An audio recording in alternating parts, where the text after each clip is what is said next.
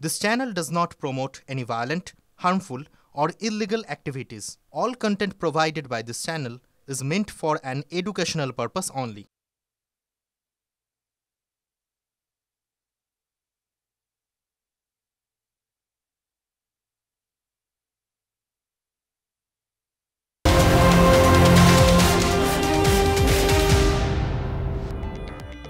নমস্কার, full and ফাইনালের এই পর্বে আপনাদের সকলকে স্বাগত জানাই। স্টুডিও থেকে আমি মঞ্জিরা আপনাদের সঙ্গে রয়েছি, আমার সঙ্গে নিউজ ডেস্ক থেকে রয়েছে শুভজিৎ দাস।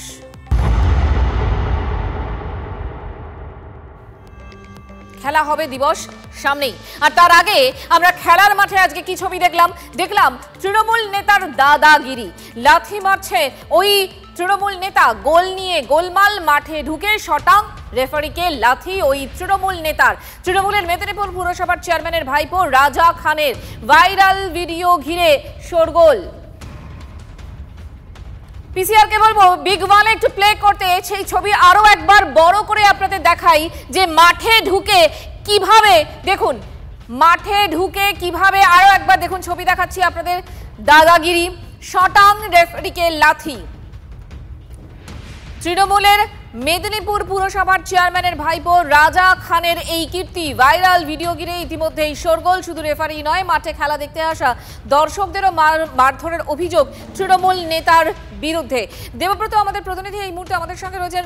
দেবব্রত, ইতিমধ্যে এই ছবি ভাইরাল, আমরাও অনেকক্ষণ ধরে এই ছবি দেখাচ্ছি, এরপর এখনো পর্যন্ত জেলা নেতৃত্ব কোনো বক্তব্য পেয়েছো? কি বলছেন তারা? দেখো, প্রথমে যেটা বলে রাখি, একটা আপডেট দিয়ে রেখেছি ইতিমধ্যে প্রাথমিকভাবে, যেটা ইতিমধ্যেই তাকে কিন্তু অ্যারেস্ট করে কোর্টে তোলা হয়েছিল। কোর্টে পুলিশ 5 দিনের পুলিশ হেফাজতের আবেদন জানিয়েছিল, কিন্তু বিচারক ইতিমধ্যেই 2 দিন পুলিশ হেফাজতের নির্দেশ দিয়েছেন বলে আমরা প্রাথমিকভাবে যেটা জানতে পারছি।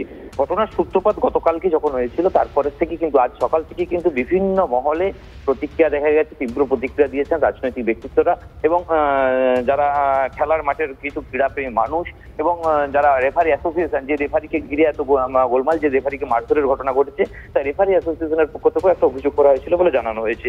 পরবর্তী ক্ষেত্রে সঙ্গে সঙ্গে পুলিশ একটি নির্দিষ্ট অভিযোগের ভিত্তিতে সকালেই কিন্তু পুলিশ অ্যারেস্ট করে রাজা খানকে এবং তারপরে তাকে কোর্টে তোলা হয়। তারপর ইতিমধ্যেই এই যে রায় দেওয়া হয়েছে বিচারকের পক্ষ থেকে। তবে সব মিলিয়ে একটা জিনিস দেখা যায়, কোথাও গিয়ে যেন একটা দাদাগিরি, তৃণমূলের যারা কর্মী ছিলেন বা যারা নেতা ছিলেন তাদের যে একটা দাদাগিরি, কোথাও গিয়ে তার একটা প্রতিফলন ঘটেছে।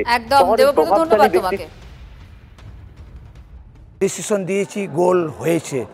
শেষমেশ দুটো টিমেই রাজা খানের 1 আর এগেন্সে 1, এইভাবে খেলা করতে গিয়ে ডিসিশন নেওয়ার সাথে সাথে আমার মাঝ মাঠে আমাকে পা দিয়ে লাথি মারা এবং হাত দিয়ে রাজা খান আমাকে মেরেছিল। বিভিন্ন এলাকায় আমি রেফারি পরিচালনা করি, আমি একজন আদিবাসী সম্প্রদায়ের রেফারি।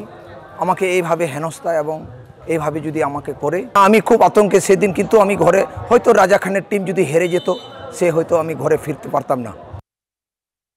তুমি যদি থানায় এগুলো করতে যাও, যদি কেউ করেও, আমি বলছি না থানা পুলিশ সবসময় করতে হবে, কিন্তু যদি কেউ করতেও যাও থানা নেবে না, তোমাকে বসিয়ে রাখবে 2-3-4 ঘন্টা। আগেও ছিল, এখন বেড়েছে, বলছি তো, আগেও ছিল, বাড়িতেও। ওই জন্য আমরা কি করতাম বলতো, এসএফআই অর্গানাইজ টুর্নামেন্টে যেতাম, কারণ আমার প্রাণ সংশয় হবে না। এই ছবি ইতিমধ্যেই ভাইরাল এবং এই ছবি এক্স হ্যান্ডেলে পোস্ট করেছেন শুভেন্দু অধিকারী। তিনি বলছেন, ফুটবল মাঠে ফুটবলের বদলে রেফারিকে লাথি, এটাই আসলে তৃণমূলের সংস্কৃতি। ভোটের ময়দানের ক্ষেত্রে রেফারির ভূমিকায় থাকা জাতীয় নির্বাচন কমিশনকে মমতা বন্দ্যোপাধ্যায়ের আক্রমণই হোক অথবা স্থানীয় ফুটবল প্রতিযোগিতার ময়দানে এই পুচকে পাচকা তৃণমূলী রাজা খানই হোক, এটাই আসলে তৃণমূল কংগ্রেসের সংস্কৃতি। আক্রমণে বিরোধী দলনেতা। दादागिरी चल रहा है, हर चीज में दादागिरी। अब क्या बोलेंगे? अगर आप मुंह खोलेंगे तो दादागिरी, खाना खाएंगे तो दादागिरी, सोएंगे तो दादागिरी। क्या बोलेंगे? এর সলিউশন পরিবর্তন তৃণমূলের। দেখুন, আমি পরিষ্কার ভাষায় বলছি, সনাতনী জেগেছে, আর আপনিও সনাতনী, আমিও সনাতনী, সবাই সনাতনী জেগেছে। আর যদি সব সনাতনী ভোট করে, তাহলে তৃণমূলের বিসর্জন অনিবার্য।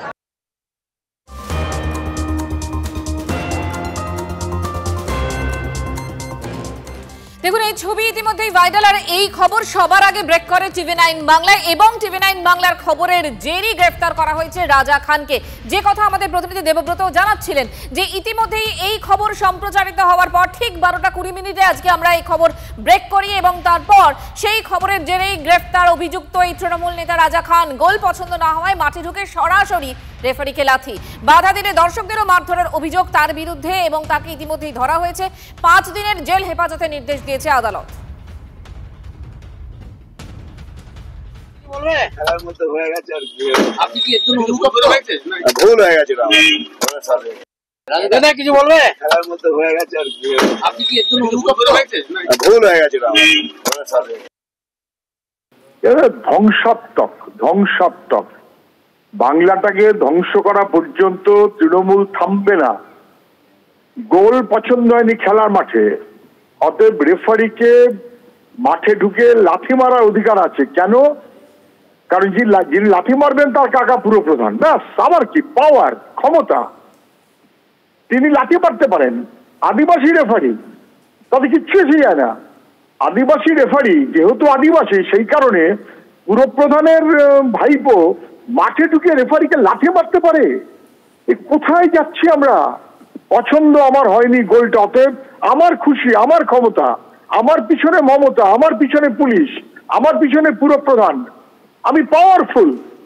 এই পাওয়ারফুলের যে রাজত্ব চালু করেছে তৃণমূল, এবং একটা তৃণমূলের নেতা দুষ্কৃতী যা খুশি করতে পারে, এটা দুর্ভাগ্য। আমাদের ধ্বংসের প্রক্রিয়ায় পশ্চিমবাংলাকে নিয়ে যাওয়া হচ্ছে, দুর্ভাগ্য আমাদের। যদি এরকম ঘটনা ঘটে থাকে অত্যন্ত নিন্দনীয়। আমরা বলবো তাকে ভুল স্বীকার করে ক্ষমা চেয়ে নিতে। যদি মাঠে রেফারিকে এটা করে থাকে, অন্যায় করেছে, তার জন্য ক্ষমা চেয়ে নেবে, ভুল স্বীকার করবে, এটাই হয়। মাঠে কি হয়েছে এটা একটা ক্লাবের ব্যাপার, এখানে পার্টি বা আমাদের পৌরসভা বা আমাদের দলের সাথে কোনো সম্পর্ক নেই। খেলার মাঠে হচ্ছে যে স্পিরিট, এনার্জি, শৃঙ্খলা, এটা হচ্ছে সবচেয়ে বড় জিনিস। তো এই যে স্পোর্টসম্যান স্পিরিট ধরে না রাখতে পারা, এটা এক ধরনের এখনকার দিনের মানুষের কোথাও একটা খুব অল্প সময়ে বা একটা স্বল্প সিদ্ধান্তে ধৈর্যের কোথাও একটা ধৈর্যচ্যুতি ঘটছে বলেই এই ধরনের ঘটনা ঘটছে। আমি বলবো যে এই ধরনের ঘটনা অত্যন্ত অন্যায়। যে এই ধরনের ঘটনা করেছে তার ভুল স্বীকার করে নেওয়া উচিত।